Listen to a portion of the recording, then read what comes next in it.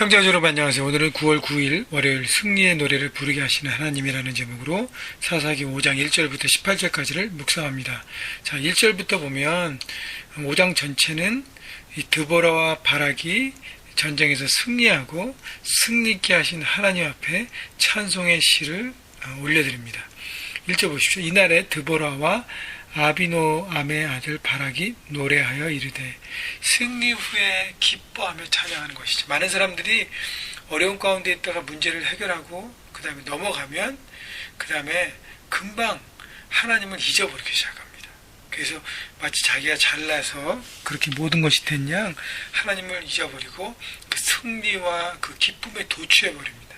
자, 그런데 드보라와 바락은 하나님께서 그들에게 승리케 하심을 바라보고 그 찬양의 시를 정말로 많은 사람들과 함께 공유하고 그렇게 드리는 것을 볼 수 있습니다. 여러분, 그렇기 때문에 승리 후에 찬양함이 얼마나 중요한지를 여러분 바라보시고, 여러분 삶의 가운데 하나님께서 승리를 주실 때 승리를 통해서 혼자만 취하지 마시고 승리를 기뻐하고 승리를 하나님 앞에 올려드린 여러분 되기를 바랍니다. 2절, 이스라엘의 영솔자들이 영솔하였고 백성이 즐거이 헌신하였으니 여호와를 찬송하라.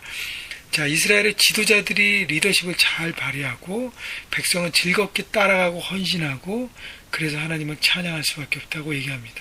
여러분, 이것이 바로 팀 스피릿입니다.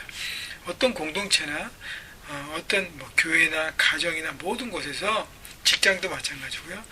리더들이 리더의 역할을 잘 감당하고 책임을 지고 그들을 이끌어가고 그 다음에 팔로워들이 순종과 믿음으로 온전히 따라갈 때, 그것이 하모니가 될 때 그 공동체는 승리할 수 있습니다. 여러분, 이스라엘 백성들의 어떤 그런 모습, 그래서 드보라와 바락이 리더십을 발휘하고 백성들이 그것을 함께 따라감으로 큰 승리를 이끌었던 승리의 컨비네이션을 고백하는 것이죠. 여러분, 그렇기 때문에 여러분의 속한 공동체가 여러 가지로 잘 이렇게 흘러가지 않을 때 나는 리더로서 내 역할을 잘 하고 있는가, 나는 팔로워로서 리더를 잘 섬기고 있는가를 돌아보시고 좋은 컨비네이션을 가질 수 있도록 여러분의 역할에서 최선을 다하시는 여러분 되기를 바랍니다. 3절, 너희 왕들아 들으라, 통치자들아 귀를 기울이라, 나 곧 내가 여호와를 노래할 것이요 이스라엘의 하나님 여호와를 찬송하리로다. 자, 그래서 승리에 대한 찬양을 한다고 드보라가 고백합니다. 그래서 모든 왕들아 들으라. 그 얘기는 열방의 모든 지도자들은 하나님께서 우리에게 승리를 주심을 바라보고 너희도 듣고 그 하나님 앞에 엎드려야 된다는 것을 선포하는 것이죠. 그러니까 열방 가운데 하나님이 나타내는 놀라운 드보라의 모습을 볼 수 있습니다. 4절, 여호와여 주께서 세일에서부터 나오시고 에돔 들에서부터 진행하실 때에 땅이 진동하고 하늘이 물을 내리고 구름도 물을 내렸나이다.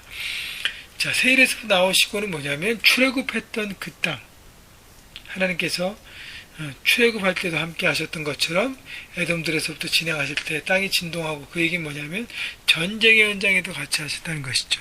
출애굽 했을 때 바로로부터 승리케 하시고 바로의 군사를 전멸시키시고 그들을 홍해를 건너게 하시고 광야에서 승리케 하셨던 그 하나님의 역사와 다스림이 그들의 전쟁 가운데도 함께 하셨던 하나님의 전능하신 하나님의 전쟁에 승리하시는 것을 바라보고 의지하고 믿음으로 찬양하는 것입니다. 5절, 산들이 여호와 앞에서 진동하니 저 신의 산도 이스라엘의 하나님 여호와 앞에서 진동하였도다. 하나님께서 그 출애굽의 역사 가운데 광야에서 역사하셨던 것처럼 지금도 삶의 현장에서 그들의 가운데 역사하셨다는 것이죠. 여러분, 이것을 바라볼 때 우리가 이렇게 믿고 나갈 수 있습니다.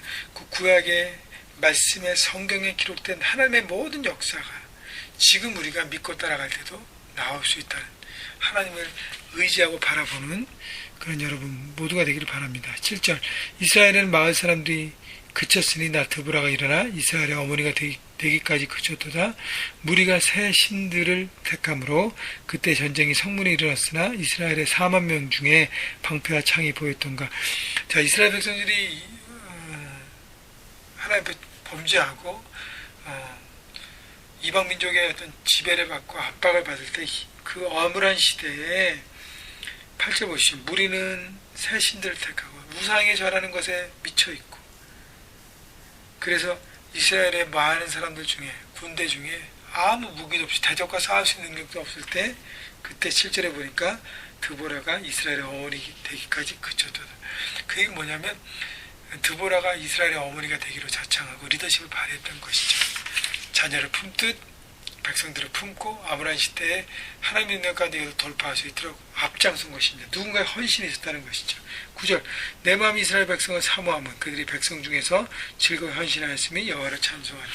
다시 얘기하지만 드보라 바락의 두 사람의 작품이 아니라 그의 리더십을 믿고 따라왔던 이스라엘 백성들과 함께 왔기 때문에 이스라엘 백성들이 승리하게 됐다는 것입니다. 그래서 전 백성들과 함께 이루었던 승리를 드보라는 찬양하고 바락은 찬양한 것입니다. 12절부터 마지막까지는요, 12지파가 각각 이 전적에서 어떤 역할을 하고 어떤 일을 했는지를 보여줍니다. 다시 말하면 한 지파만의 헌신으로 되어질 것이 아니라 이 12지파 각자의 자리에서 최선을 다하고 함께 나갈 때, 그래서 이 전쟁에 그 지파들이 어떤 지파는 자기 일에 핑계를 삼아서 함께하지 못하고 막 이런 핑계들이 되잖아요.